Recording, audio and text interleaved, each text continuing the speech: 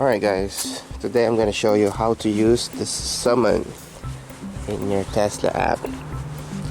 So, you go to your Tesla app, click the summon,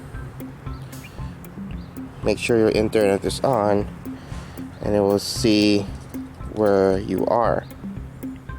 Then you will just basically target it where you want it to go, and then it will think how to get there, and then hold this right now.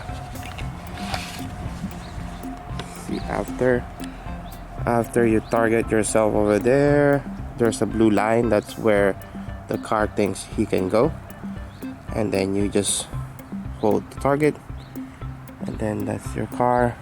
You look at the car. I'm looking at the car.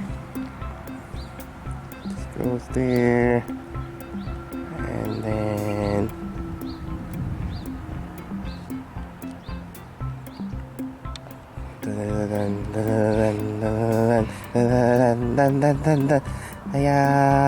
what are you doing? Why is it like a S?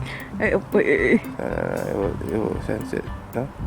It did. Why is it like not straight? Why are you not straight? Oh, because the target is there. Okay. You move the target. Okay.